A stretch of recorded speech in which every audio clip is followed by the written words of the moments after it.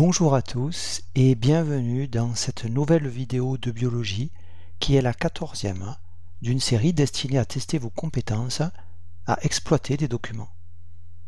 Dans la précédente vidéo, nous avons abordé les aquaporines qui sont des canaux à eau présents par exemple dans la membrane de nos globules rouges et cette vidéo poursuit l'étude de la membrane en abordant l'architecture dynamique des membranes cellulaires.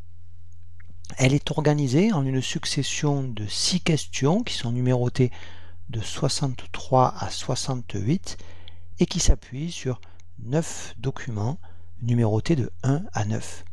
Chacune de ces 6 questions est repérable par l'icône suivante qui apparaît ici en haut à gauche de votre écran. Lorsque cette icône est visible, interrompez la lecture de la vidéo afin de prendre le temps nécessaire pour répondre en quelques lignes à la question posée. Chaque question posée sera suivie par sa correction et l'icône suivante qui apparaît ici en bas à droite de votre écran vous signalera alors que vous êtes en train de visionner la partie correction. Voici les 3 premiers documents numérotés de 1 à 3 et la question 63 vous demande d'exploiter ces 3 documents, ce qui nécessite de mobiliser vos connaissances. Vous exploiterez ces documents dans l'ordre de leur numérotation et pour que vous puissiez mieux les observer, je vais vous présenter une version agrandie de chacun de ces 3 documents. Voici le document 1 que vous devrez exploiter en premier dans votre réponse à la question 63. Pensez à donner un titre à ce document 1, puis à légender et commenter ce document. Faites une pause ici dans la lecture de la vidéo pour avoir le temps de bien exploiter ce document 1. Voici le document 2 que vous devrez exploiter ensuite pour répondre à la question 63. Pensez là encore à donner un titre à ce document 2, puis légender et commenter ce document. Faites à nouveau une pause ici dans la lecture de la vidéo afin d'avoir le temps de bien exploiter ce document 2. Voici le document 3 que vous devrez exploiter en dernier dans votre réponse à la question 63. Interrompez ici la lecture de cette vidéo et prenez le temps de bien exploiter ce document 3. Puis, quand vous serez satisfait de votre réponse complète à la question 63, vous pourrez relancer la lecture de cette vidéo afin de découvrir le corrigé qui suit. La question 63 vous demandez d'exploiter les documents 1 à 3 et en voici la correction. Il vous fallait exploiter ces documents en suivant l'ordre de leur numérotation. La première partie de la réponse à la question 63 devait être construite à partir de l'exploitation du document 1 auquel vous deviez d'abord donner un titre. Ce document 1 est un schéma qui représente l'organisation architecturale de la membrane plasmique qui entoure chacune de nos cellules. La membrane plasmique est aussi appelée le plasmalème. Vous deviez ensuite légender et commenter ce document 1. La membrane plasmique est constituée par une bicouche lipidique constituée essentiellement par des phospholipides mais contenant aussi des protéines. Les phospholipides constitutifs de la bicouche ont chacun une tête polaire qui est tournée vers les 2 compartiments à queue que sépare la membrane et une queue apolaire qui est formée par 2 chaînes hydrocarbonnées, hydrophobes, qui sont enfouies au cœur de la membrane et qui sont donc protégées de l'eau. Ces phospholipides sont organisés en double couche, si bien que la membrane plasmique est en fait constituée par 2 hémimembranes, une hémimembrane interne ou feuillet interne située du côté du cytoplasme et une hémimembrane externe ou feuillet externe qui est tournée du côté du milieu extracellulaire. Il existe 3 catégories de lipides dans la membrane plasmique des cellules animales. Les phospholipides, mais aussi les glycolipides qui sont des lipides membranaires glycosylés et le cholestérol qui est représenté ici en jaune et qui est absent de la membrane plasmique des bactéries ou des cellules végétales. Les lipides membranaires sont tous des molécules amphiphiles, c'est-à-dire qu'ils possèdent à la fois une partie hydrophile et une partie hydrophobe, ce qui détermine leur orientation dans la membrane. La bicouche lipidique contient des protéines membranaires qui sont représentées ici en mauve. Certaines de ces protéines membranaires sont des protéines intrinsèques qui sont intégrées à la bicouche. D'autres protéines membranaires sont des protéines extrinsèques qui peuvent être présentes sur l'une ou l'autre face de la membrane. Nous reviendrons sur ces protéines membranaires intrinsèques et extrinsèques lors de l'exploitation du document numéro 2.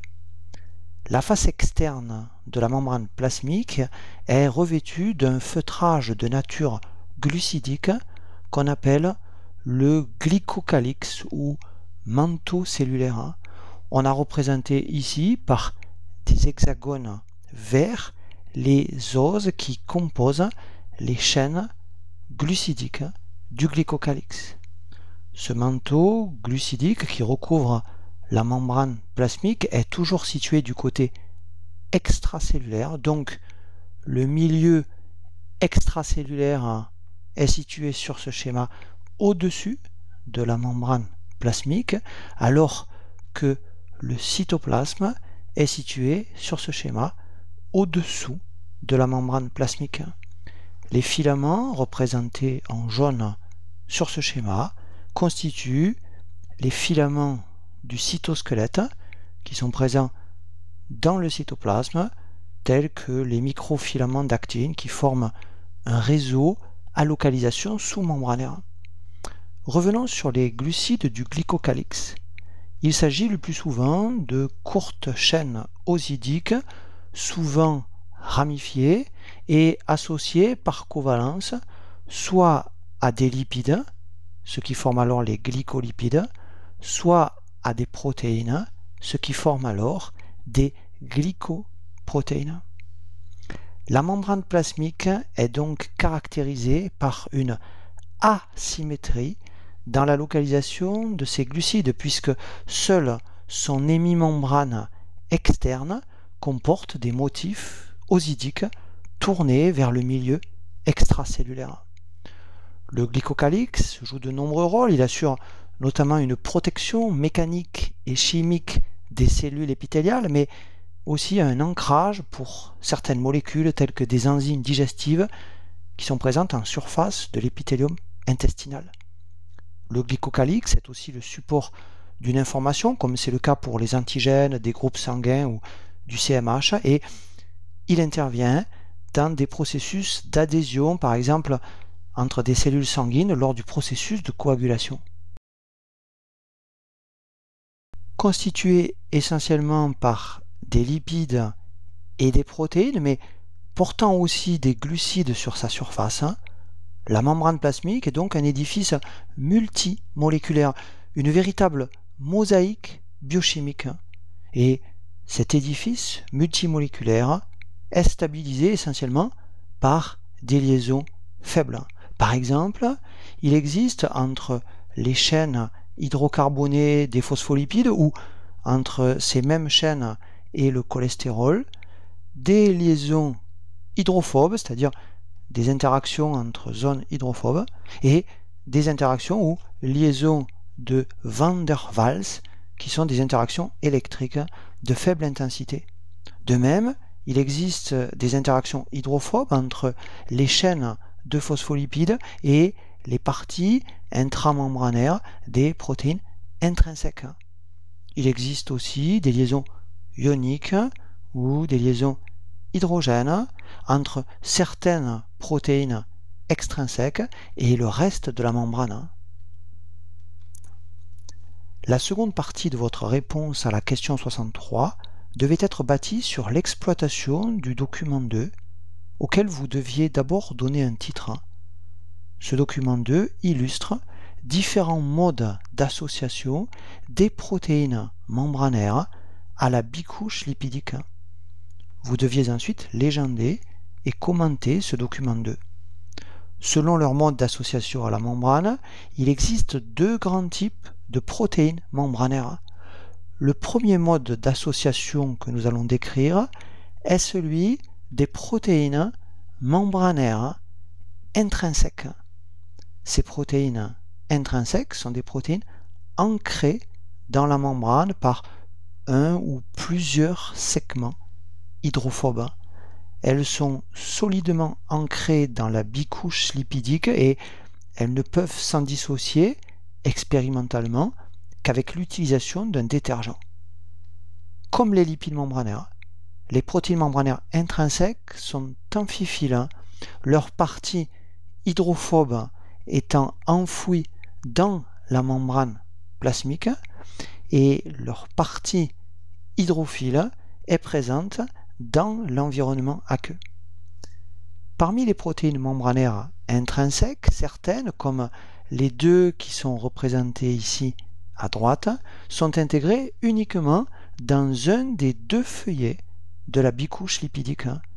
Ces protéines peuvent donc être présentes soit dans le feuillet externe, comme c'est le cas de celle-ci, ou dans le feuillet interne, comme c'est le cas de celle-là. Ces protéines membranaires sont donc en contact ici avec un seul des deux compartiments séparés par la membrane. Mais il existe d'autres protéines membranaires intrinsèques qu'on appelle les protéines transmembranaires parce qu'elles sont ancrées dans les deux feuillets de la bicouche lipidique et elles traversent donc intégralement cette bicouche. Ces protéines sont donc au contact avec les deux compartiments qui sont séparés par la membrane. Une protéine intrinsèque est donc qualifiée de transmembranaire lorsqu'elle traverse au moins une fois entièrement la membrane, mais elle peut la traverser plusieurs fois. Parmi les protéines transmembranaires, on distingue notamment les protéines ayant un seul segment transmembranaire en hélice alpha, comme c'est le cas de la glycophorine qui est présente sur la membrane des globules rouges, et les protéines à nombreux segments transmembranaires en hélice alpha, comme c'est le cas des récepteurs à 7 domaines transmembranaires couplés aux protéines G. Le second mode d'association des protéines à la membrane est celui des protéines membranaires extrinsèques qui, contrairement aux protéines intrinsèques, sont dépourvues de segments hydrophobes et n'ont donc pas de segments transmembranaires. Les protéines membranaires extrinsèques ne sont donc pas amphiphiles, mais seulement hydrophiles. Par conséquent, les protéines extrinsèques sont en contact avec un seul des compartiments définis par la membrane et elles sont facilement dissociables de la membrane, par exemple expérimentalement en augmentant le pH ou en augmentant la salinité du milieu. Certaines protéines extrinsèques sont qualifiées de protéines périphériques dont une est représentée ici en haut à gauche du document 2. Les protéines périphériques sont connectées à la membrane par des liaisons faibles, c'est-à-dire des liaisons non covalentes du type liaison ionique ou encore liaison hydrogène. Ces liaisons s'établissent soit avec les têtes hydrophiles des lipides membranaires, soit avec d'autres protéines intrinsèques ancrées dans la bicouche lipidique. Certaines protéines extrinsèques, dont une est représentée en bas à gauche du document 2, sont des protéines ancrées. Ces protéines sont en effet ancrées à la membrane par une encre de nature lipidique ou glycolipidique.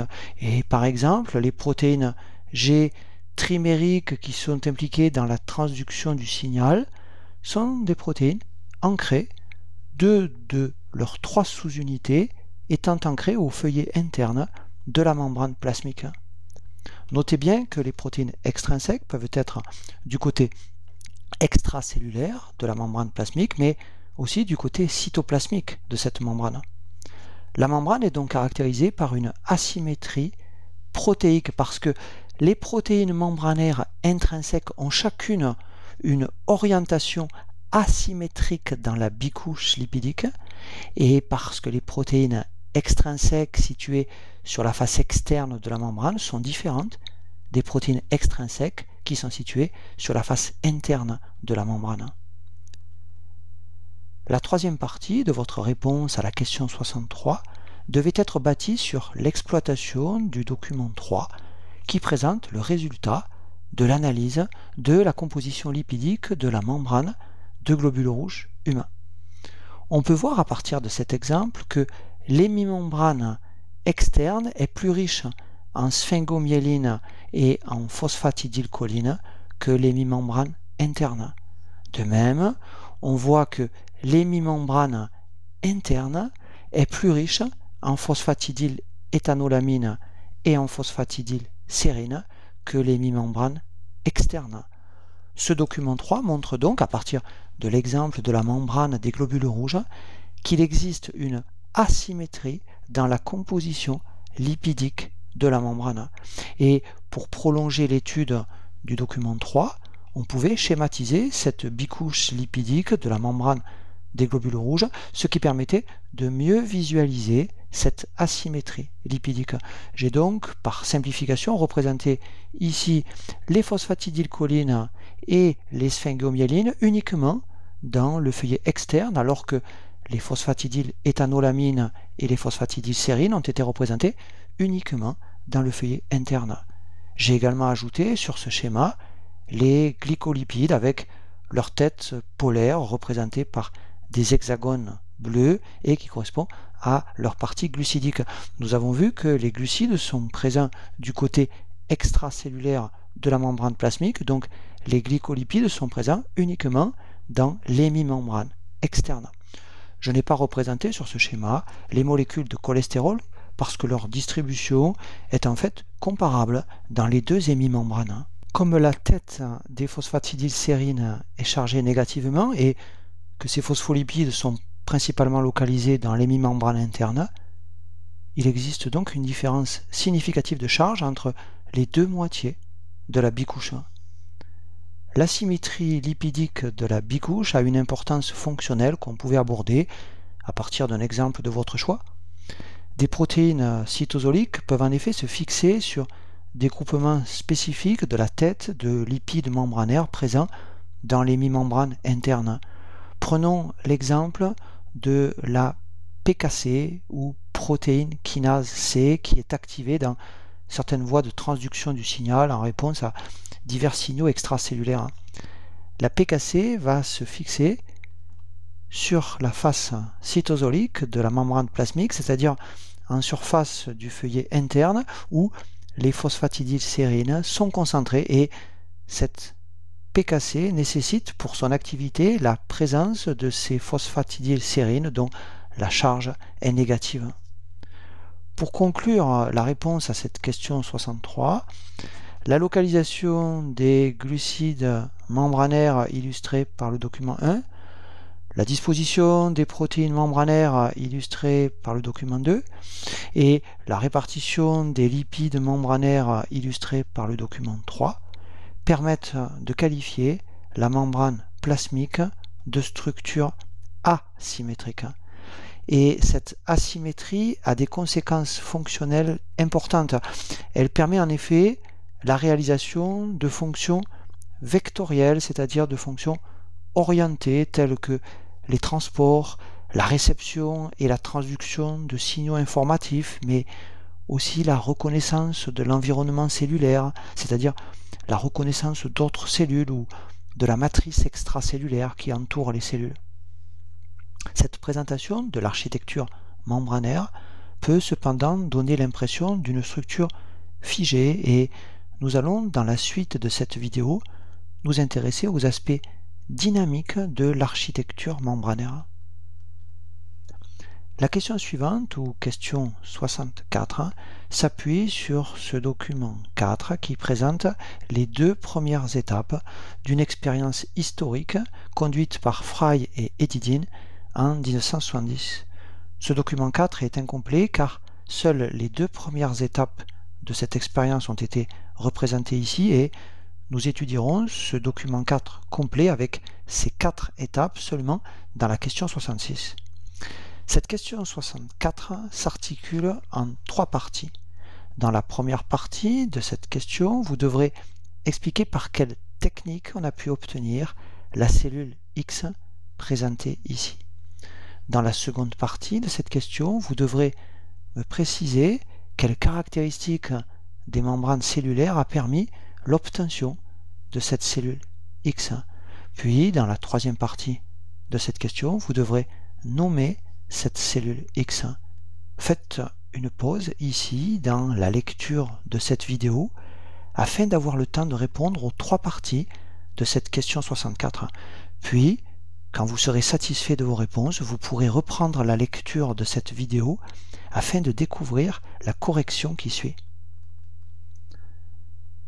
Le document 4 présente les 2 premières étapes d'une expérience conduite par Fry et Edidin en 1970 et la question 64 s'appuie sur ce document 4. Je vous demandais dans la première partie de cette question 64 d'expliquer par quelle technique on a pu obtenir la cellule X. Il s'agit ici d'une expérience de fusion entre 2 cellules différentes. Des cellules de souris ont été ici artificiellement fusionnées avec des cellules de l'homme. Cette fusion entre cellules différentes est induite par l'addition de virus fusogènes inactivés, virus dont la propriété de déclenchement d'une fusion cellulaire est ici utilisée. Notons que le virus fusogène que Fry et Edidin ont utilisé dans cette expérience est le virus Sendai. Le virus Sendai est pathogène chez la souris et il peut aussi infecter des cellules de l'homme, mais il n'est pas pathogène pour l'homme. La cellule de souris et la cellule humaine sont donc au départ infectées par le virus Sendai, si bien que ces 2 cellules vont exprimer sur leur membrane plasmique les protéines virales de fusion du virus Sendai. Et grâce à ces protéines de fusion, les membranes plasmiques des 2 cellules vont fusionner pour former une seule cellule appelée ici la cellule X. Je vous demandais ensuite, dans la seconde partie de cette question 64, de préciser quelle caractéristique des membranes cellulaires a permis l'obtention de la cellule X. La caractéristique des membranes cellulaires qui a permis cette fusion est la structure universelle des membranes cellulaires. Les membranes plasmiques des cellules d'organismes différents, comme ici les cellules de souris et les cellules de l'homme, mais aussi les membranes plasmiques des différents types cellulaires d'un même organisme et les membranes qui limitent les différents organites d'une même cellule eucaryote ont toutes une architecture commune telle que nous l'avons présentée dans la question précédente.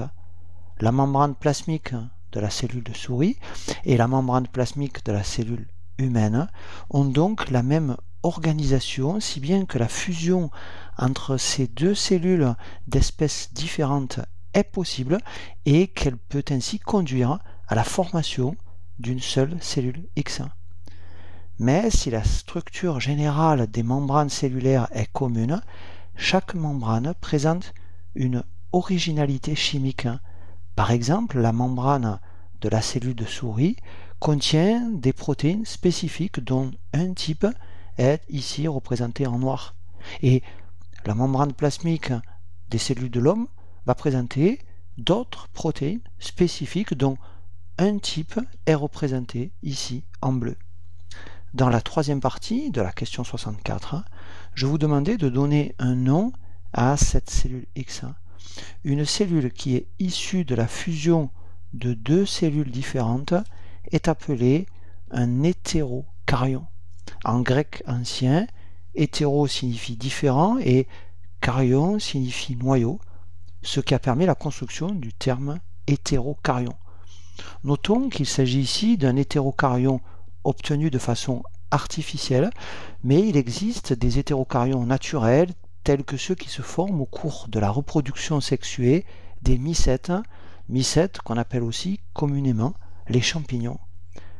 Passons maintenant à la question 65, dans laquelle je vous demande d'utiliser les 4 parties du document 5 pour présenter des exemples de processus naturels de fusion à l'échelle cellulaire. Faites ici une pause dans la lecture de la vidéo afin d'avoir le temps de bien observer les parties A, B, C et D de ce document 5, puis de rédiger votre réponse. Lorsque vous aurez terminé de répondre à cette question 65, vous relancerez la lecture de cette vidéo afin de découvrir le corrigé qui suit. Dans la question 64, nous avions vu un processus de fusion entre deux cellules d'espèces différentes provoqué expérimentalement par l'utilisation d'un virus. Dans la question 65, il fallait présenter des exemples de processus naturels de fusion à l'échelle cellulaire en utilisant les 4 parties du document 5. Démarrons le corrigé de cette question 65 en utilisant la partie A que j'appellerai le document 5A. Ce document 5A est une électronographie obtenue en utilisant un microscope électronique à balayage et cette électronographie a ensuite été colorisée afin de faire ressortir la surface de 2 cellules différentes. La cellule dont la surface est colorisée en marron gris est un spermatozoïde qu'on peut reconnaître par la zone dilatée que constitue sa tête et par son flagelle long et étroit. La partie colorisée en bleu correspond à une partie de la surface d'un ovocyte, surface qui forme de nombreux replis. On voit sur cette électronographie que ces 2 cellules très différentes sont en train de fusionner. Un premier exemple de fusion entre cellules est donc la fusion des gamètes qui a lieu lors de la fécondation.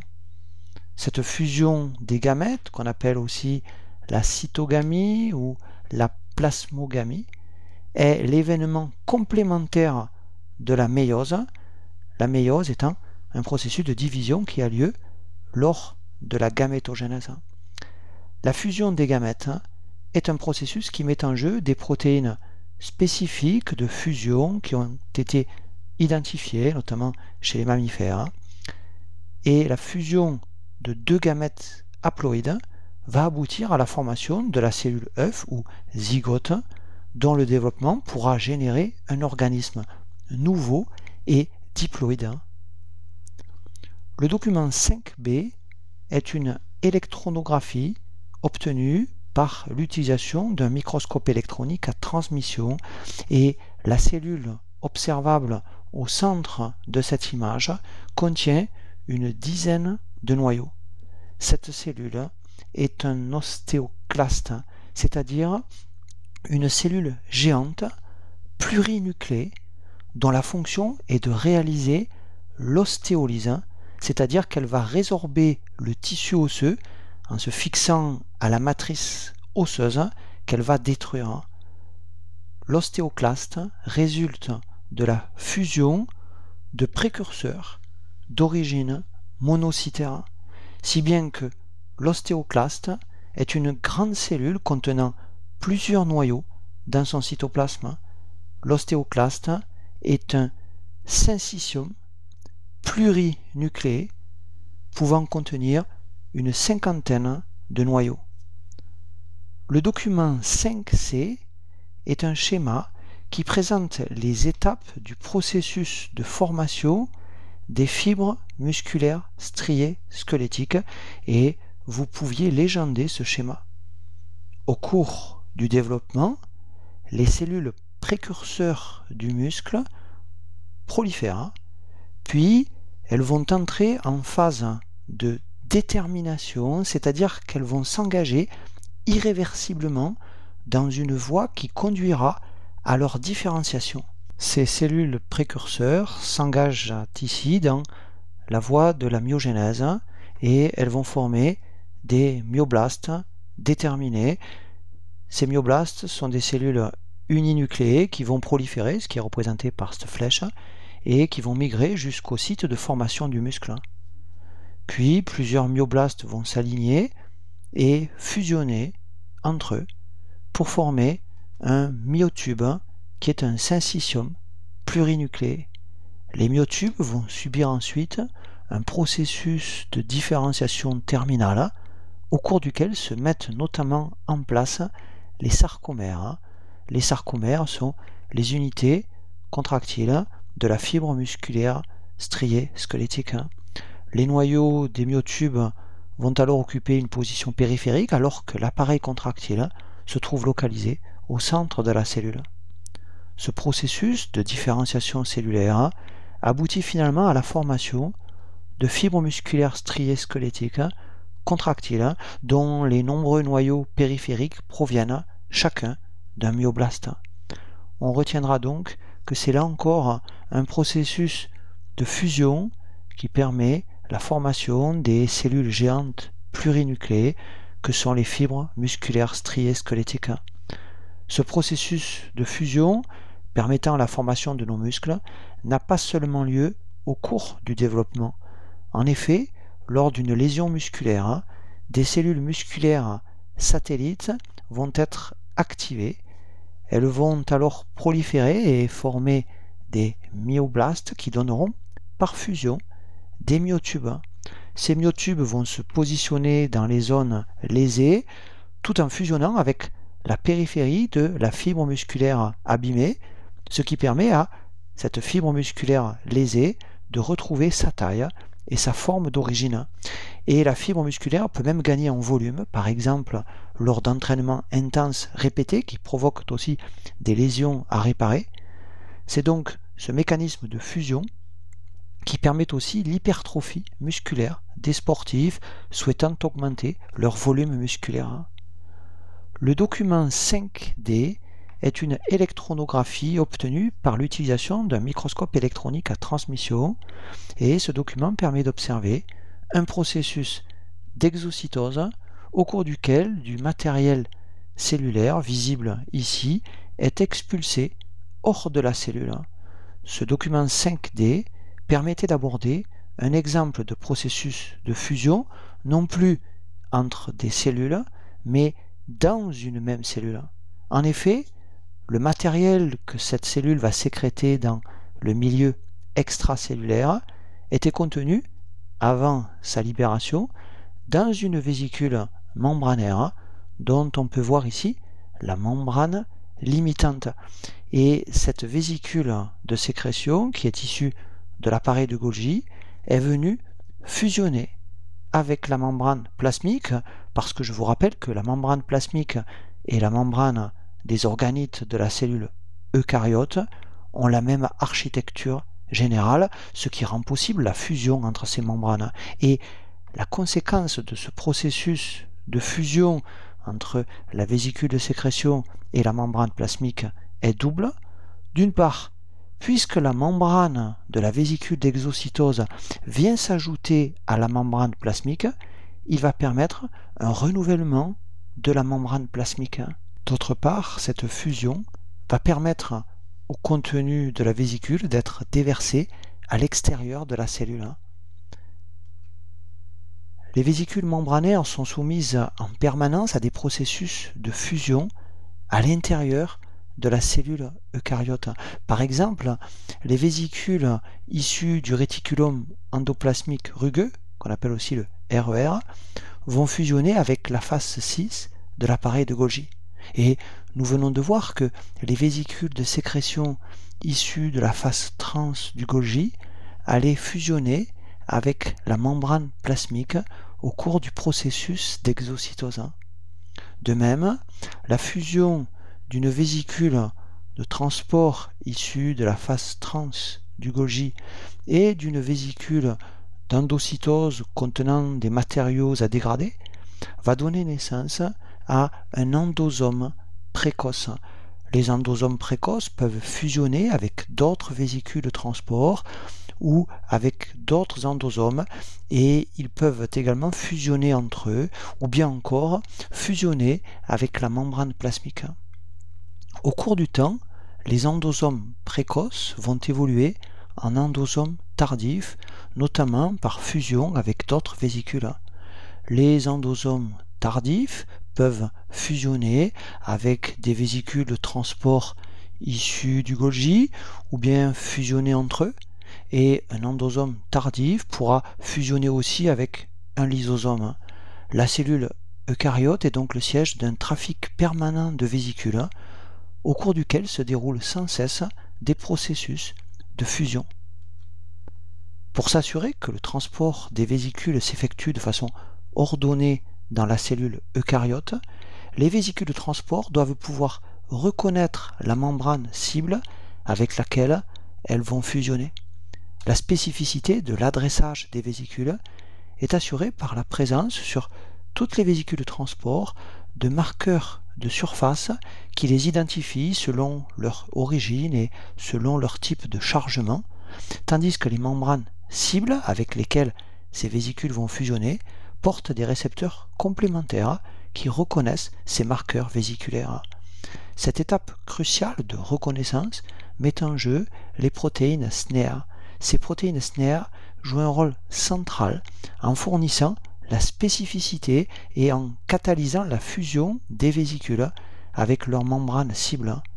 Il existe de nombreuses protéines SNER dans les cellules animales, chacune étant associée à un organite particulier entouré d'une membrane et impliqué par exemple dans les transports entre le RER et le Golgi ou dans l'exocytose ou encore dans l'endocytose.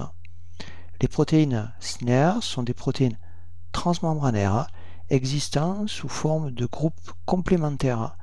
Les VSNER sont les protéines SNER portées par la membrane vésiculaire et les T-SNER sont les protéines SNER portées par la membrane du compartiment accepteur, T étant l'abréviation du terme anglais target qui signifie cible. Les T-SNER et les V-SNER possèdent des domaines en hélice caractéristiques et lorsqu'une V-SNER interagit spécifiquement avec une T-SNER, les domaines hélicoïdaux de l'une s'enveloppent autour des domaines hélicoïdaux de l'autre pour former des complexes qui bloquent ensemble les deux membranes. Ces complexes contribuent ensuite à la fusion membranaire. La spécificité de l'interaction des SNER déterminant la spécificité de la fusion.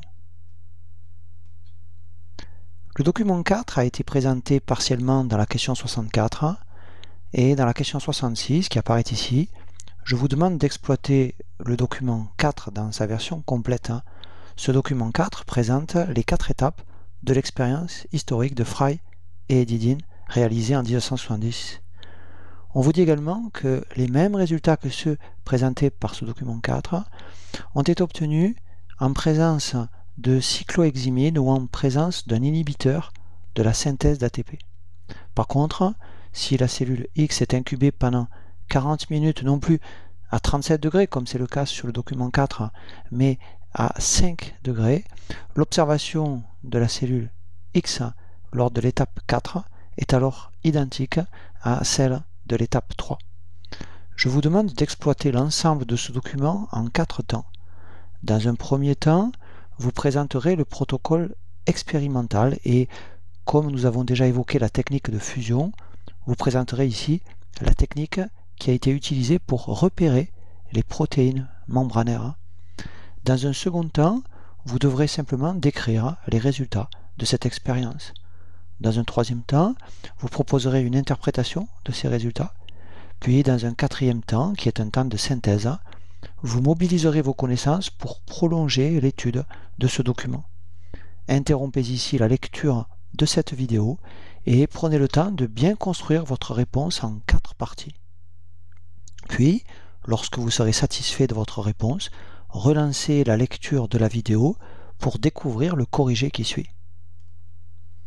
Voici maintenant la correction de la question 66 dans laquelle vous deviez exploiter le document 4 complet qui présente l'expérience de Fry et Didin, et je vous demandais de conduire cette analyse de document en 4 temps. Dans un premier temps, il s'agissait d'aborder les aspects techniques. Nous avons déjà vu dans la réponse à la question 64 que la cellule de souris et la cellule humaine ont été fusionnées grâce à l'utilisation du virus Sendai. L'infection de ces cellules par le virus Sendai va permettre l'expression de protéines de fusion à la surface de ces deux cellules, dont les membranes plasmiques vont alors fusionner, conduisant à l'obtention de la cellule X qu'on appelle un hétérocaryon. Il fallait s'attacher en fait à présenter ici la technique qui a été utilisée pour repérer des protéines membranaires, c'est-à-dire pour repérer ici des antigènes de surface spécifiques des cellules de souris et des antigènes de surface spécifiques des cellules de l'homme. On va donc réaliser un immunomarquage en utilisant un anticorps numéro 1 dirigé contre un antigène de surface spécifique de la souris et un anticorps numéro 2 dirigé contre un antigène de surface spécifique de l'homme. Et ces anticorps seront identifiables par les éléments fluorescents qui sont fixés à ces anticorps. On parlera donc ici d'une technique de marquage par immunofluorescence et les hétérocaryons vont être incubés en présence de ces deux anticorps fluorescents. Les deux principaux chromophores fluorescents ou fluorochromes qui sont utilisés dans les techniques de marquage par immunofluorescence sont la fluorécéine et la rhodamine. Dans cette expérience, l'anticorps numéro 1, qui reconnaît un antigène de surface de cellules de souris, est marqué par la fluorécéine, laquelle émet une lumière verte lorsqu'elle est observée en lumière ultraviolette.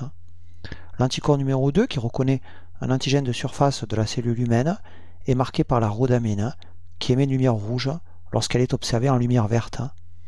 On va observer ensuite cet hétérocaryon au cours du temps, en l'incubant à 37 degrés et en utilisant un microscope optique à fluorescence. Ce microscope doit être équipé d'un jeu de filtres correspondant aux caractéristiques du fluorochrome. Passons maintenant au second temps de l'exploitation du document 4 en décrivant simplement les résultats de cette expérience. Juste après la fusion, ce qui correspond à la troisième étape sur le document 4, on observe que la fluorescence verte liée à la protéine membranaire de souris est détectable uniquement dans la portion hémisphérique de la membrane de l'hétérocaryon, alors que la fluorescence rouge liée à la protéine membranaire humaine est détectable seulement dans l'autre portion hémisphérique de l'hétérocaryon. L'hétérocaryon est incubé ensuite pendant 40 minutes à 37 degrés et on peut observer que 40 minutes après la fusion, ce qui correspond à la quatrième étape sur le document 4, la fluorescence liée à chacune de ces protéines membranaires s'est répartie dans toute la membrane de l'hétérocaryon, si bien qu'on obtient une véritable cellule arlequin présentant partout une fluorescence rouge et une fluorescence verte. On parle alors d'hétérocaryon mosaïque, et l'addition de cycloheximides qui bloquent la traduction, c'est-à-dire qui bloquent la synthèse des protéines, ou l'addition d'un inhibiteur de la synthèse d'ATP n'empêche pas l'obtention de cet hétérocaryon mosaïque. Par contre, si l'hétérocaryon est maintenu à 5 degrés pendant les 40 minutes qui suivent la fusion, la répartition de sa fluorescence reste inchangée, c'est-à-dire que la fluorescence verte et la fluorescence rouge restent séparées l'une de l'autre, exactement comme initialement dans l'étape 3. L'hétérocaryon, au bout de 40 minutes, n'apparaît donc plus dans ces conditions de basse température comme une mosaïque à la fois rouge et verte. Dans le troisième temps de cette analyse de documents, vous deviez proposer une interprétation de ces résultats.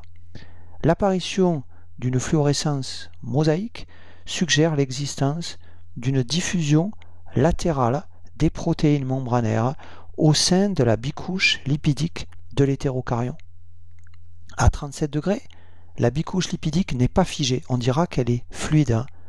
Comme 40 minutes ont suffi pour observer ce déplacement des protéines membranaires, on peut en déduire que leur vitesse de diffusion latérale au sein de la bicouche lipidique est assez importante.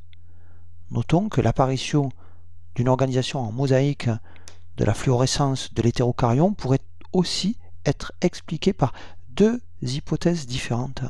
La première hypothèse est que le mosaïcisme de l'hétérocaryon pourrait être dû à l'existence d'une nouvelle synthèse des antigènes protéiques de surface, antigènes qui seraient adressés ensuite aléatoirement en tout point de la membrane de l'hétérocaryon, mais en présence de cycloheximides qui empêchent toute nouvelle synthèse de protéines, on obtient toujours, après 40 minutes à 37 degrés, un hétérocaryon en mosaïque, ce qui infirme cette première hypothèse.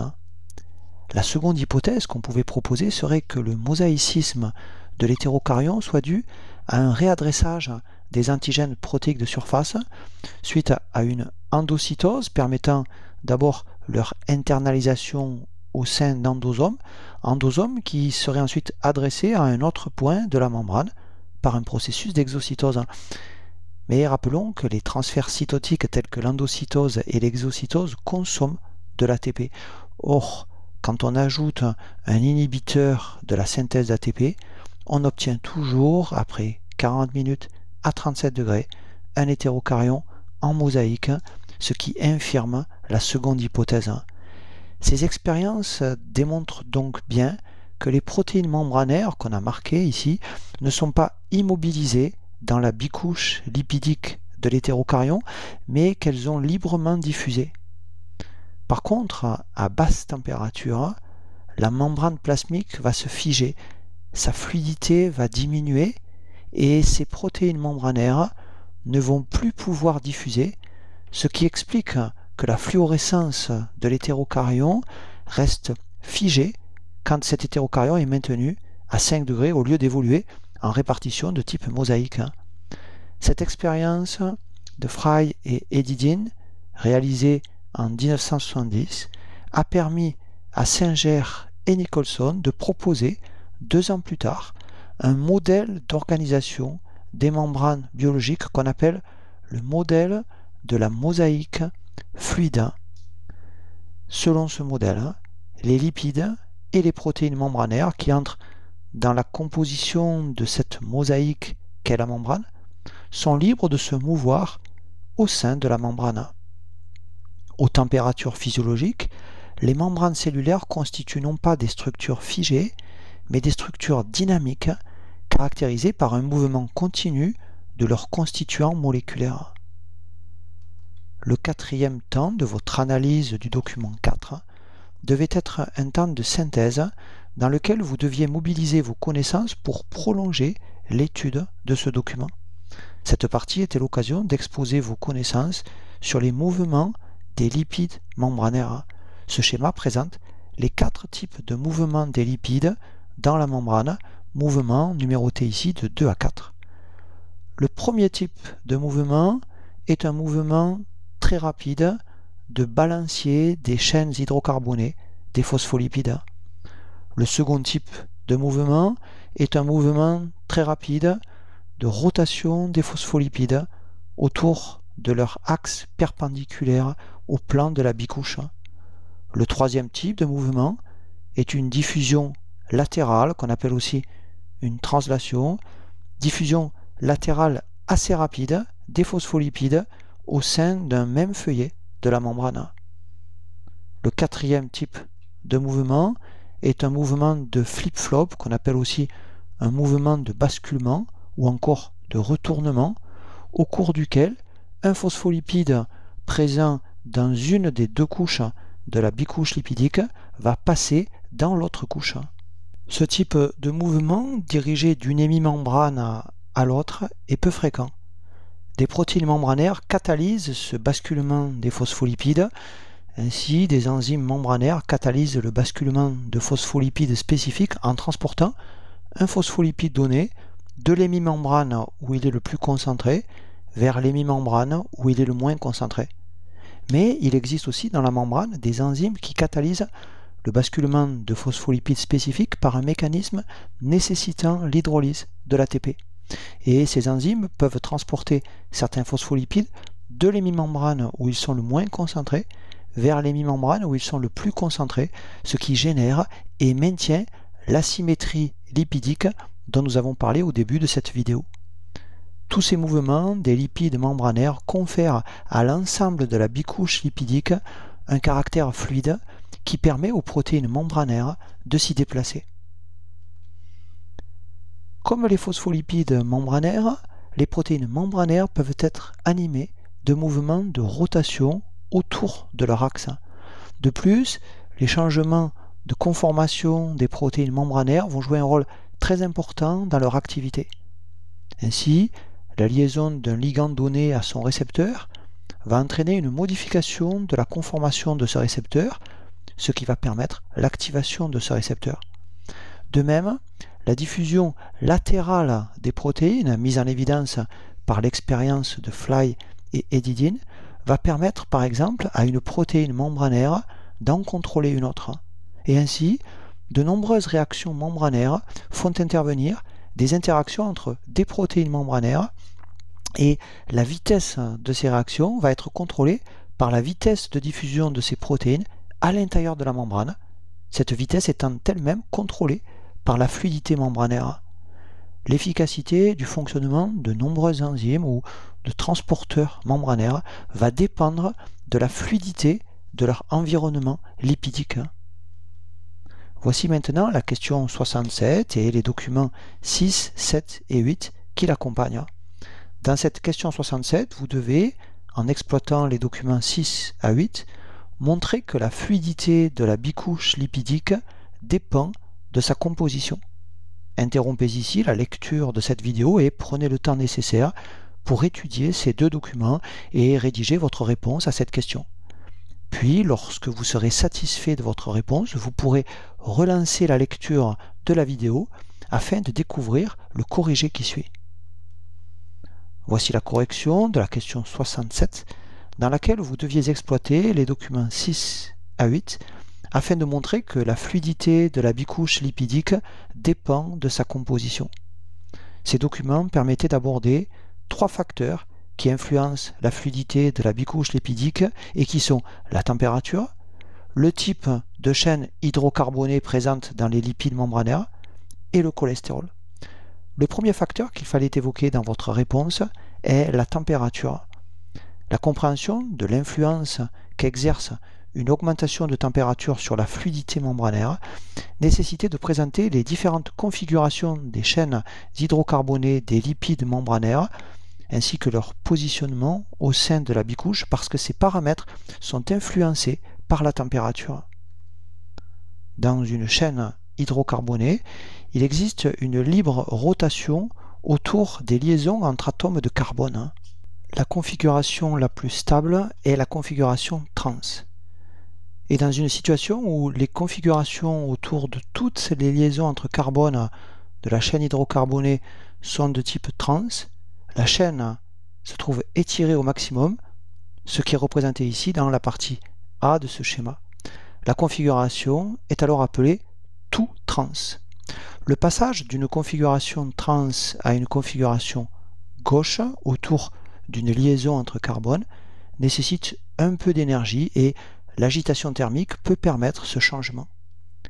L'apparition d'une configuration gauche au sein de la chaîne va entraîner un changement de direction de la chaîne, comme on peut le voir ici sur la partie B de ce schéma. Et au sein d'une bicouche lipidique, ce changement de direction va rendre plus difficile un parallélisme entre les chaînes.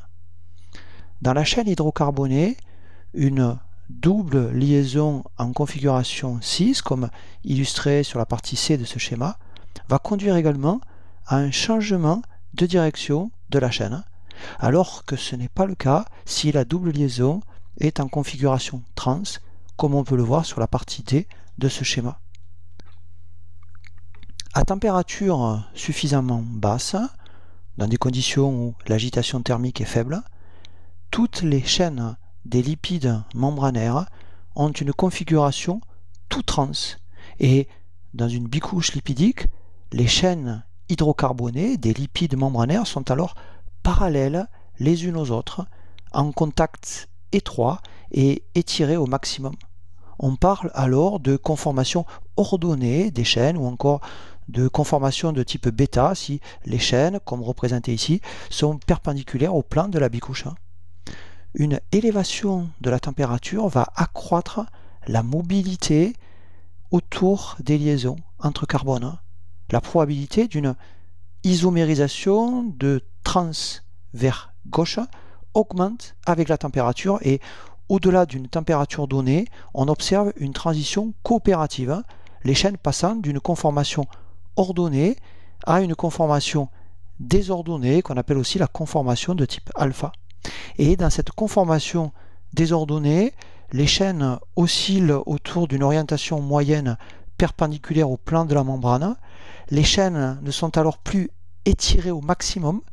Par comparaison avec la conformation bêta, l'épaisseur de la bicouche lipidique se trouve donc diminuée. Le contact entre les chaînes est moins étroit et les lipides sont plus écartés les uns des autres. Au cours de la transition, il y a une expansion latérale des lipides dans la membrane, ce qui augmente la surface qu'ils occupent. Venons-en maintenant au document 6 qui était à analyser dans la question 67. Ce document 6 présente les résultats expérimentaux d'une étude conduite à partir d'une bicouche lipidique. On a utilisé ici une sonde fluorescente pour mesurer la fluidité de cette bicouche et on va étudier ici l'effet d'une augmentation de la température sur la fluidité de la bicouche. Pour l'instant, j'ai fait apparaître sur ce document 6 uniquement la courbe obtenue en l'absence de cholestérol dans cette bicouche, mais nous reviendrons sur le document 6 complet pour mettre en évidence tout à l'heure l'influence du cholestérol sur la fluidité membranaire. Pour les chaînes hydrocarbonées des lipides membranaires, l'augmentation de la température va entraîner le passage d'une conformation ordonnée de type bêta à une conformation désordonnée de type alpha. Ce changement d'état est appelé une transition de phase, c'est-à-dire une transition de conformation au cours de laquelle la bicouche lipidique va passer d'un état semi-cristallin, rigide de type gel à un état beaucoup plus fluide. La température à laquelle se produit ce changement d'état est appelée la température de transition de phase et nous pouvons voir sur ce document 6 que la température de transition de cette bicouche est égale à 23 degrés. La forme sigmoïde de cette courbe est liée au caractère coopératif de cette transition de phase. La fluidité d'une membrane augmente donc avec la température. En effet, une augmentation de température favorise la rupture de liaisons faibles par suite de l'augmentation de l'agitation moléculaire.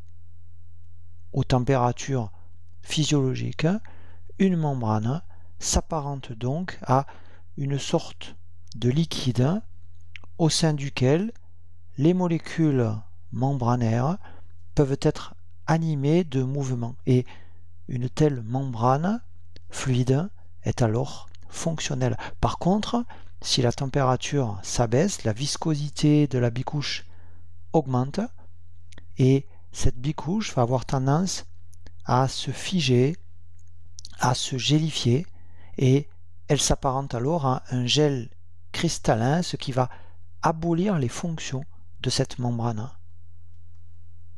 Le second facteur qui influence la fluidité de la bicouche lipidique est la composition des chaînes hydrocarbonées de ces lipides et on devait utiliser les documents 7 et 8 pour mettre en évidence cette influence.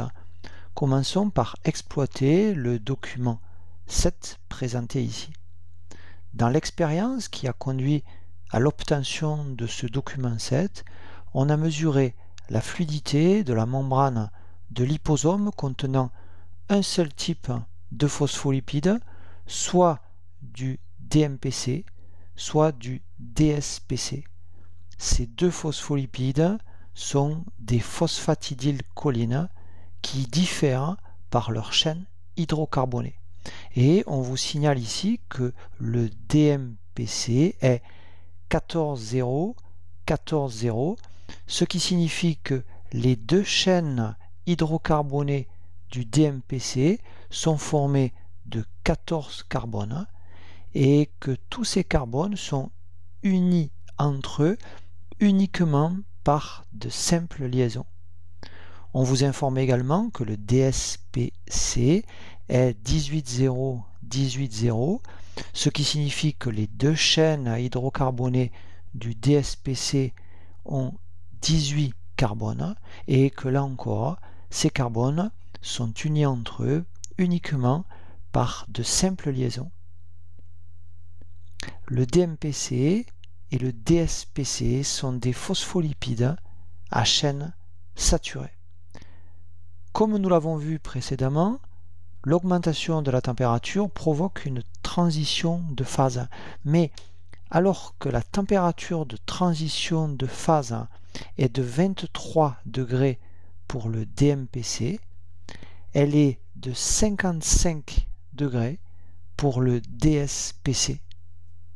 Cette expérience montre donc que la température de transition d'un phospholipide s'élève quand le nombre de carbone de ces chaînes hydrocarbonées augmente. Et il a été montré que la température de transition des lipides membranaires est d'autant plus élevée que leurs chaînes hydrocarbonées sont longues. Nous avons vu que le passage de l'état ordonné à l'état désordonné s'accompagne d'une expansion latérale des lipides.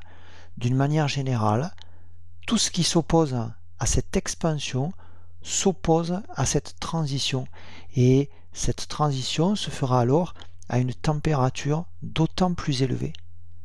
L'augmentation de la longueur d'une chaîne hydrocarbonée va augmenter la tendance de cette chaîne à interagir avec les autres chaînes.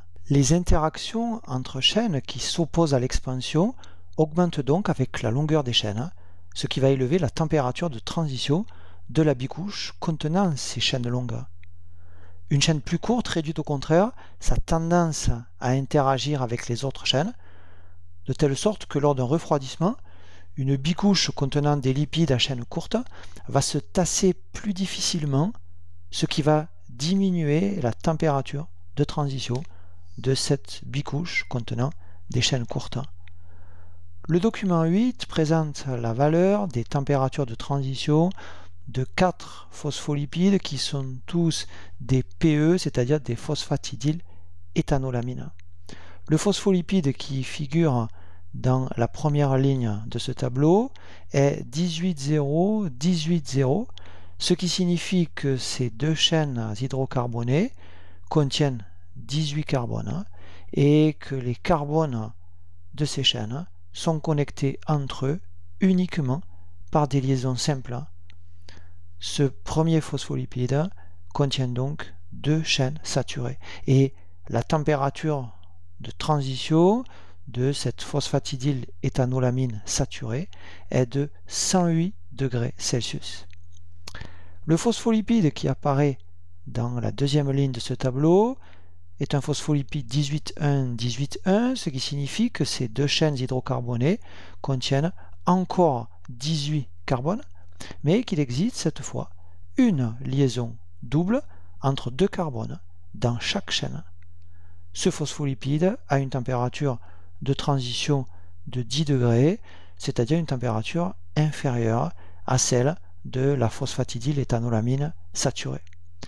La troisième ligne de ce tableau montre que le phospholipide 18,2, 18,2, dont les deux chaînes hydrocarbonées sont composées à nouveau de 18 carbones, mais qui présentent chacune cette fois deux doubles liaisons entre carbones, a une température de transition de moins 20 degrés, c'est-à-dire encore plus basse que le phospholipide précédent.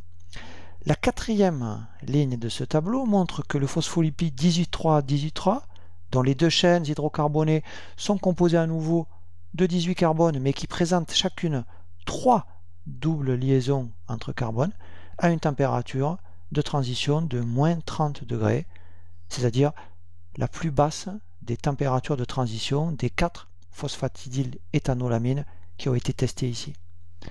Les 4 phospholipides étudiés ici présentent donc le même nombre d'atomes de carbone dans leurs 2 chaînes hydrocarbonnées, c'est-à-dire 18 carbones, et d'après ce que nous avons déduit du document 7, on devrait s'attendre à ce qu'ils aient tous la même température de transition, ce qui n'est pas le cas. En effet, les phospholipides qui apparaissent dans les 3 dernières lignes de ce tableau sont des phospholipides dont les chaînes sont insaturées, et ces chaînes sont d'autant plus insaturées qu'on descend ici dans le tableau. Ce document 8 met en évidence que les insaturations des chaînes hydrocarbonées des lipides membranaires influencent la température de transition et influencent donc la fluidité membranaire.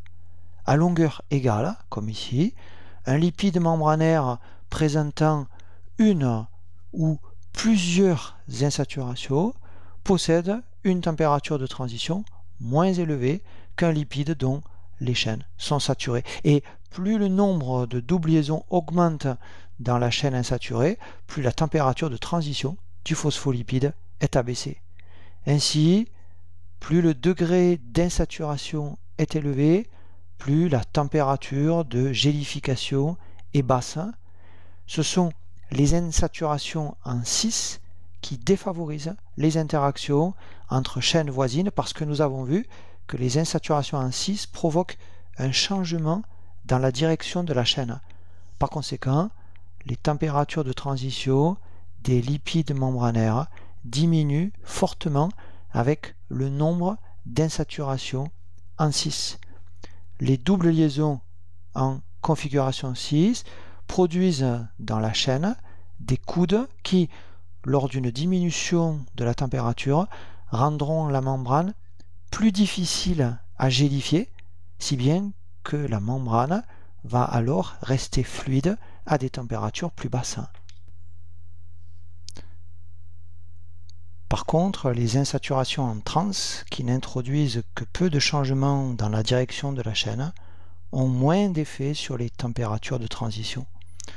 Le schéma qui apparaît ici à droite représente dans sa partie A une bicouche lipidique formée seulement de phospholipides dont les chaînes sont saturées et donc non coudées, alors que la partie B de ce schéma représente une bicouche dont les phospholipides portent chacun une chaîne insaturée en 6, chaîne qui se trouve donc coudée.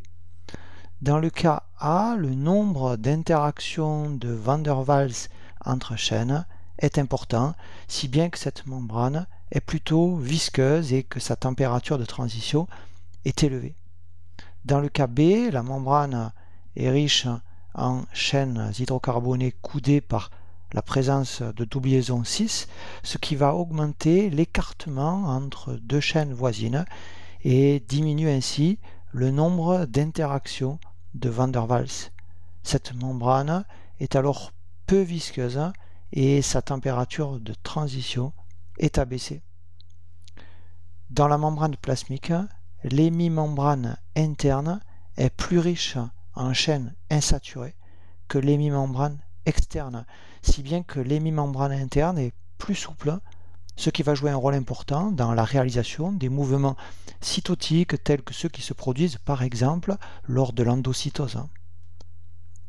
Certaines cellules modifient la composition lipidique de leur membrane en fonction de la température. Ainsi, l'augmentation de la teneur en chaînes insaturées dans les lipides membranaires va permettre le maintien d'une fluidité membranaire à basse température, ce qui conserve les propriétés et donc les fonctions de la membrane. Par exemple, à basse température, la bactérie Escherichia coli synthétise davantage d'acides gras insaturés à double liaison 6 qu'à des températures élevées. En modifiant la composition de leur bicouche lipidique, ces bactéries parviennent ainsi à conserver à basse température une fluidité membranaire comparable à celle qui est observée pour des températures supérieures où les lipides membranaires sont plutôt saturés. De même, les mammifères qui vivent dans la neige, comme le renne, présentent un changement adaptatif dans les lipides membranaires des cellules des extrémités de leurs membres. Durant l'hiver, les chaînes des lipides membranaires des cellules des extrémités de leurs membres sont moins saturées alors qu'elles deviennent plus saturées en été. Et ces changements, exactement comme nous l'avons vu pour la bactérie Escherichia coli, vont permettre de maintenir les membranes fluides et donc fonctionnelles, même pour de basses températures. Nous allons maintenant revenir sur le document 6 et l'exploiter cette fois dans sa totalité afin de mettre en évidence l'influence d'un troisième facteur sur la fluidité membranaire. Ce troisième facteur est le cholestérol, un lipide présent dans les membranes des cellules animales. Nous avons vu qu'avec l'augmentation de la température, la bicouche lipidique dépourvue de cholestérol passe brutalement d'un état de type gel à un état plus fluide. La présence de cholestérol dans la membrane ne modifie pas la température de transition de phase, mais elle va rendre cette transition de phase moins brutale. En présence de cholestérol, la fluidité membranaire est donc moins sensible aux variations de la température. Le cholestérol, dont la structure est rappelée ici sur le schéma de droite, va s'insérer dans les membranes perpendiculairement à leur surface. Le groupement OH du cholestérol va se lier par des liaisons hydrogènes à la tête polaire d'un lipide membranaire. Le noyau du cholestérol, qui est rigide et qui est constitué par 4 cycles, constitue la partie hydrophobe de la molécule de cholestérol. Ce noyau va interagir avec les chaînes hydrocarbonées des lipides membranaires et il va donc s'insérer dans le cœur hydrophobe de la bicouche. La courte chaîne hydrocarbonée du cholestérol est située vers le centre de la bicouche. Cette chaîne est très flexible et elle demeure toujours en conformation désordonnée. L'interaction entre le noyau tétracyclique du cholestérol et les chaînes hydrocarbonées des lipides membranaires voisins va empêcher la formation d'une structure tout trans de ces lipides. Et nous avons vu que la structure tout trans entraînait une conformation ordonnée des chaînes. Au cours du changement de conformation des lipides provoqué par un abaissement de température, le cholestérol va demeurer en interaction avec les lipides avoisinants. Donc, la présence de cholestérol diminue la quantité de lipides qui participent aux transitions conformationnelles et cette diminution est d'autant plus importante que la quantité de cholestérol est grande. Et ces transitions vont même disparaître pour de fortes concentrations de cholestérol dans la membrane, les chaînes demeurant alors désordonnées quelle que soit la température. Par conséquent, aux basses températures, la fluidité membranaire est plus grande en présence de cholestérol qu'en absence de cholestérol. Et aux hautes températures, la situation se trouve inversée. En effet, le cholestérol interagit alors fortement avec les lipides avoisinants et le mouvement de ces lipides est par conséquent plus faible, si bien que la fluidité membranaire va se trouver diminuée. En fait, le cholestérol tamponne les variations de fluidité en fonction de la température en augmentant la fluidité aux basses températures et en diminuant la fluidité aux hautes températures. Notons que les membranes plasmiques des cellules qui sont exposées au froid voient leur composition en cholestérol augmenter, ce qui va participer au maintien de la fluidité de la membrane plasmique aux basses températures. Ce schéma permet d'illustrer les effets du cholestérol selon que la membrane contient plutôt des phospholipides à chaîne saturée, ce qui est représenté dans la partie A de ce schéma, ou que la membrane contient plutôt des phospholipides à chaîne insaturée, ce qui est présenté ici dans la partie B de ce schéma. Dans les membranes dont les phospholipides contiennent essentiellement des chaînes saturées, comme ici, le cholestérol va venir s'intercaler entre les chaînes hydrocarbonées, induisant un écartement entre ces chaînes, ce qui va diminuer le nombre des interactions de Van der Waals entre ces chaînes. Donc, le cholestérol va augmenter la fluidité des membranes qui sont riches en chaînes saturées. Par contre, dans les membranes riches en chaînes insaturées, le cholestérol, de par sa forme, va faire un lien entre la portion proximale de la chaîne insaturée d'un lipide membranaire et la portion distale de la chaîne saturée du lipide adjacent, ce qui va cette fois augmenter le nombre d'interactions de Van der Waals entre les lipides et ce qui va donc diminuer la fluidité membranaire. On peut conclure la réponse à cette question 67 en 3 points. Le premier point est que la fluidité membranaire dépend de la température. Le second point est que la fluidité membranaire dépend de la composition lipidique de la membrane et notamment de la longueur et du degré de saturation des chaînes hydrocarbonées des lipides membranaires. Le troisième point est que le cholestérol permet de maintenir constante la fluidité de la bicouche lipidique en dépit des variations de composition des chaînes des lipides membranaires, mais aussi en dépit des variations de température. Voici la question 68 qui est la dernière question de cette vidéo et dans laquelle je vous demande d'exploiter ce dernier document qui est le document numéro 9. Interrompez ici la lecture de la vidéo et ne la relancez que lorsque vous aurez eu le temps de mobiliser vos connaissances pour exploiter au mieux ce document 9. Dans la question 68, je vous demandais d'exploiter ce document 9. Il s'agit d'un schéma représentant une vue en coupe de l'organisation architecturale de la membrane plasmique. On retrouve ici les deux feuillets lipidiques constitutifs de la bicouche et nous avons vu que ces deux feuillets n'ont pas la même composition lipidique. Sur ce schéma sont représentés des phospholipides à chaîne insaturée dont les chaînes hydrocarbonées présentes dans le cœur hydrophobe de la membrane forment des coudes.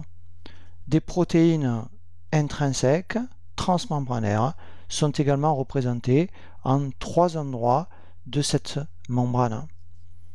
On peut aussi repérer des protéines extrinsèques ancrées et présentes sur les 2 faces de la membrane. Vous deviez également identifier les chaînes glucidiques qui sont portées soit par des lipides, qui sont donc des glycolipides, soit par des protéines intrinsèques ou extrinsèques, qui sont donc alors des glycoprotéines. Et sachant que les chaînes de glucides sont situées du côté extracellulaire de la membrane plasmique, on pouvait en déduire que le milieu extracellulaire est en haut de ce document et que le cytoplasme est en bas. L'hémimembrane au contact du milieu extracellulaire constitue donc le feuillet externe de la bicouche et c'est ce feuillet qui porte les glycolipides et les glycoprotéines. L'hémimembrane qui est située du côté du cytoplasme constitue le feuillet interne, celui qui, nous l'avons vu, est enrichi notamment en phosphatidylsérine.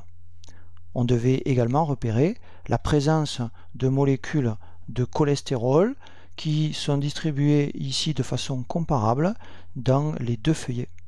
L'ensemble de ces observations permettait de reprendre les connaissances que la première question de cette vidéo avait déjà permis d'amener. Mais il fallait ensuite repérer sur ce document 9 un certain nombre de particularités de la membrane dans la zone qui est représentée ici au centre de ce document. En effet, dans cette zone centrale, on devait repérer que les 2 feuillets sont enrichis en cholestérol, que la bicouche est plus épaisse et qu'on y trouve très peu de phospholipides à chaîne insaturée, mais essentiellement des lipides à chaîne saturée, c'est-à-dire dont les chaînes ne présentent pas de coude. Cette zone de la membrane plasmique qui est représentée ici au centre du document 9 est appelée un radeau lipidique et ce document 9 devait vous permettre de présenter les particularités structurales et fonctionnelles de ces radeaux lipidiques qui sont présents dans la membrane plasmique. On sait que dans les membranes cellulaires, la plupart des types de molécules lipidiques sont mélangées de façon aléatoire au sein d'une monocouche et les interactions de Van der Waals entre les chaînes voisines des lipides membranaires ne sont pas assez sélectives pour maintenir ensemble des groupes de molécules de ce type.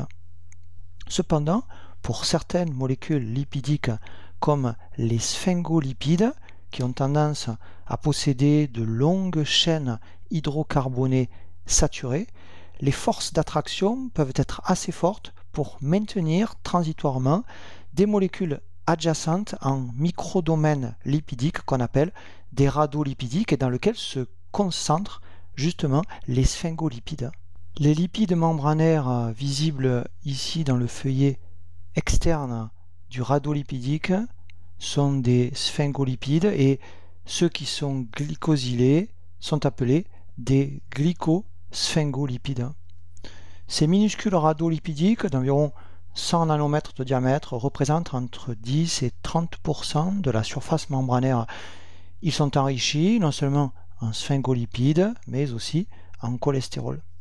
Les phospholipides présents dans ces radeaux sont surtout des phospholipides à chaîne saturée.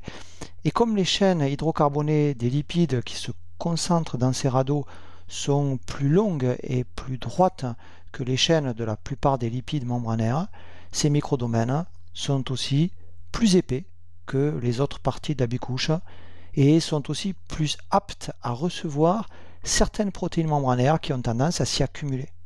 Ainsi, ces microdomaines lipidiques vont faciliter l'organisation de ces protéines, soit en les concentrant pour leur transport dans des petites vésicules, soit en permettant aux protéines de fonctionner ensemble, comme lorsqu'elles sont impliquées dans la transduction de signaux extracellulaires. De plus, la plupart des lipides d'un feuillet de la bicouche lipidique se déplacent indépendamment des lipides de l'autre feuillet. Mais dans les radeaux lipidiques, les longues chaînes hydrocarbonées des lipides d'une monocouche vont interagir avec celles de l'autre monocouche, si bien que les mouvements des deux feuillets ne sont alors plus indépendants. Les radeaux lipidiques ont une structure plus ordonnée, moins fluide que les zones membranaires qui les entourent, et ces radeaux lipidiques représentent des régions privilégiées pour l'activité de certaines protéines qui y sont intégrées. Ainsi, des protéines SNER indispensables à la fusion des membranes dans l'exocytose sont associées à ces radeaux. Ces radeaux seraient également impliqués dans des processus d'endocytose. Ces radeaux ont également un rôle dans la signalisation cellulaire en permettant la concentration des protéines et notamment des récepteurs, comme par exemple des récepteurs à 7 domaines transmembranaires couplés aux protéines G. Ces radeaux permettent de rapprocher en une même zone membranaire des protéines différentes mais agissant dans une même voie de transduction. Les radeaux lipidiques sont formés dans l'appareil de Golgi et ils suivent le flux vectoriel permanent qui les amène par voie vésiculaire jusqu'à la membrane plasmique. Notons que les glycosphingolipides qui composent les radeaux sont des molécules très utilisées par des organismes pathogènes tels que des bactéries pour adhérer à leurs cellules cibles. Et il a été également montré que ces radeaux lipidiques sont impliqués dans le processus d'entrée de certains virus tels que le virus VIH responsable du sida. Ainsi s'achève cette 14e vidéo consacrée à l'architecture dynamique des membranes cellulaires. Je vous remercie de l'intérêt que vous manifestez pour ces vidéos et je vous donne rendez-vous dans la prochaine vidéo qui sera consacrée aux protéines membranaires et plus précisément aux aspects fonctionnels qui concernent les protéines de la membrane plasmique de nos cellules.